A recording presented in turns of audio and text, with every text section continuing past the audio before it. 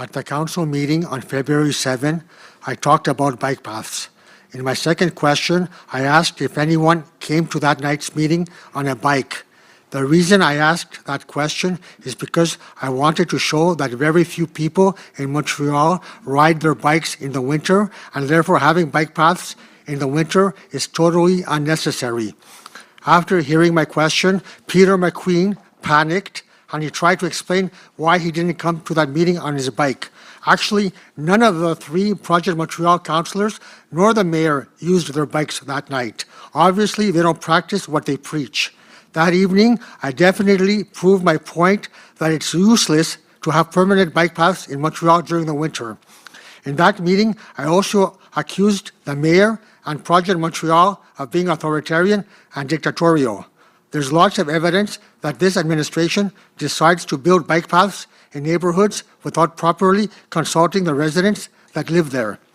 There are bike paths planned for my district of Darlington. These bike paths will be on Berkeley, Goyer, Walderton, and Darlington streets. The reason that I know about these bike paths is because my district councillor, Stephanie Valenzuela, told me about them. It is very disturbing that neither the mayor nor anyone from Project Montreal has visited our district to inform us of these proposed bike paths. Now I want to focus on the consultation process that occurred regarding the proposed bike path on Barrett Street. The mayor said at the February 7 council meeting, and I will quote her, quote, "The consequences of the bike path on the people who live on Barrett Street is very important to me. En conclusion, that's why I started to do door-to-door, so I can talk to them and to see exactly how it's going to affect their daily lives. You have your own interpretations. I have to share with the public what I did and what I think about that," unquote. My question to Mayor Garcia is, when did you go to Barrett Street to do door-to-door? How many residents did you talk to? And what was their reaction to the proposed bike path? I knock on doors. Some residents were not there, but I have to say that I met with the majority of the residents there. So some people were happy with the bike path. They said it's going to bring more safety to the street. Other people told me that they disagree with the bike path, not because they disagree with the fact with the bike paths in Montreal, but they were not comfortable with it being in front of their street. So we had a conversation about the reason why we decided to put a bike path there, the fact that there was accidents of a cyclist at the end of the street, so Bourret and Descaries. So we explained each other and they understood where I was coming from, at least. Sometimes we had to agree to disagree, I have to say. And I have to conclude by saying that on April 19, there's also an opportunity for the citizen to come and talk to us.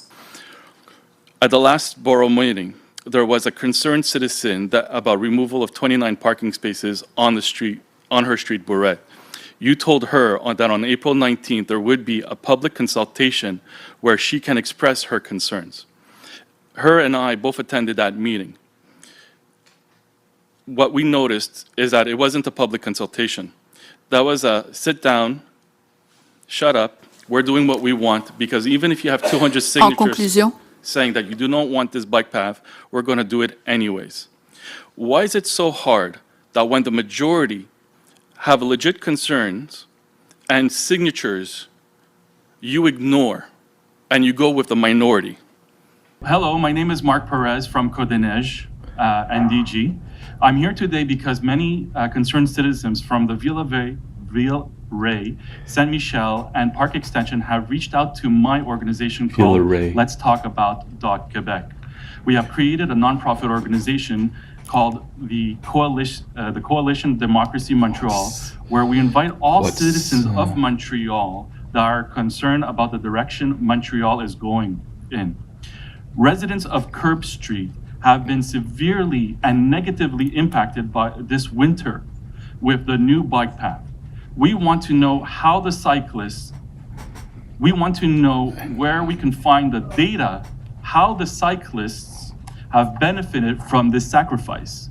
We want to know what the usage targets are, how those targets are monitored, and what is the current status of attaining those targets. Thank you for your question. We didn't put any measurement on curbs. Can I go in French? I feel more comfortable tonight. The people who ask me the question mostly speak English. I would like them to understand. Okay, so we didn't put any measurement for counting the bike this winter on curbs, so we don't have the data, and we won't have it soon. What I can say is that I really do.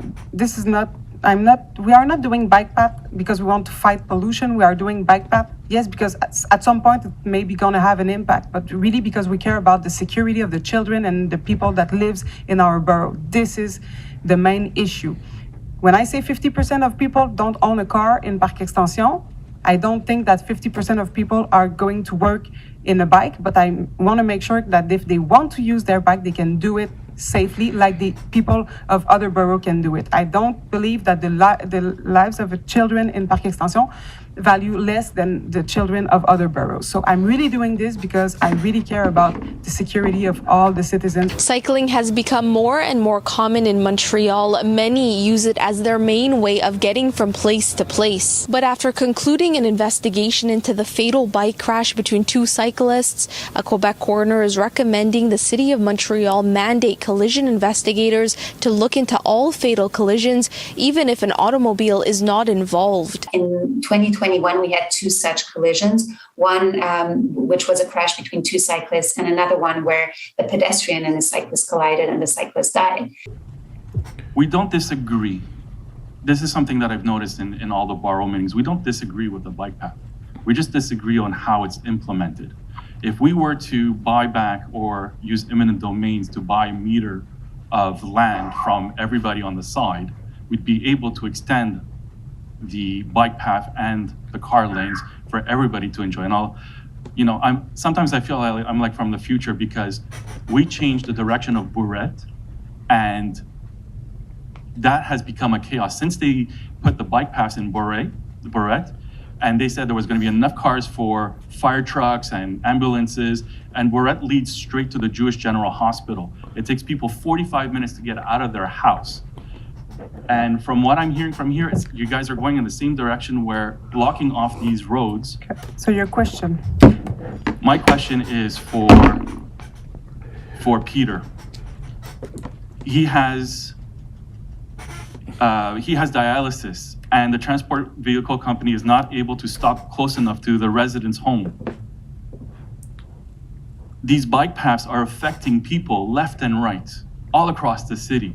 You're removing parking, okay, and we want to know how you're going to take care of the people that have cars and not penalize them or take away their parking.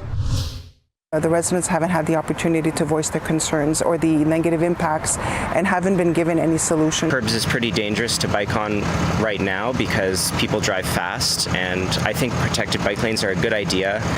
I think they could have done a design where they didn't remove so much parking because as it stands, people do need cars in Parc Extension. For James Burden, while he believes the redesign would improve the safety of cyclists on the road, the removal of 260 parking spots to make way for the paths would impact those who rely on motor vehicles. A petition was launched by community members in Parc Extension against the proposed changes, and it's already garnered almost 900 signatures. It's not no to the bike path, it's no to removing the parking spots. C.S. Banyudakis says the plan would impact seniors, including her parents who live on curbs, as it would take away a limited mobility parking spot given to them just last year. She and others in the community are asking for more transparency in the implementation of the plan. There is minimal opportunity for discussion, minimal information is being shared. The administration doesn't seem to want to listen. It's really like speaking to a brick wall when we say we have concerns, because the response is, well, that's what it is. The borough of Villeray Saint-Michel Parc Extension reiterated the city's plan to redesign the bike path, saying it would be safer for cyclists, but did not provide a comment on concerns of community members City News brought forward. Et la ville s'engage à bien consulter la population, et ce, avant chaque première pelletée de terre. Donc, l'idée, c'est vraiment de travailler avec la société civile, donc faire preuve de flexibilité pour s'assurer que quand on déploie un chantier, on n'est pas en train de générer plus de problèmes que d'autres. Marvin's restaurant, which has been in business for over 50 years, says they're being drastically affected by these measures. It's affected my lunches a lot. I must be down like about 30%. Even though the bike path plan as designed will be going through, we're still going to continue to voice our concerns and be open for a dialogue. In Montreal, Alicia Rubertucci, City News. Pour l'instant, on a encore ce temps-là. Moi, je pense honnêtement, avec la prise de position du World Economic Forum en anglais, du fait qu'on doit diminuer de 75% le nombre de voitures sur les routes dans le monde, avec le positionnement du ministre de l'Économie du Québec qui dit qu'on doit diminuer de 50% d'ici 2050 le nombre de voitures sur nos rues, je pense que pour l'instant, on a le luxe d'en discuter. Moi, mon avis, c'est qu'éventuellement, il y a un niveau de gouvernement qui va dire on n'a plus le temps d'en discuter. Si on veut agir sur les changements climatiques, il faut nuire à la possession de la voiture individuelle, il faut nuire à l'utilisation de la voiture au centre-ville. Et la congestion est une solution. Rendre la vie difficile aux automobilistes est une des solutions. Alors, lorsque on fait ça, on le fait en pleine connaissance de cause. On se dit, on va retirer la voiture de là où elle nuit le plus, autour des parcs, autour des écoles, dans les parcs, et puis elle va aller ailleurs. Puis dans le ailleurs, ça va devenir moins confortable. Puis il faut rétrécir ces rues-là, il faut les rendre plus étroites, il faut mettre des dos d'âne, il faut mettre plus de feux de circulation. Puis après, si ça ne suffit pas, il faut aller encore plus loin.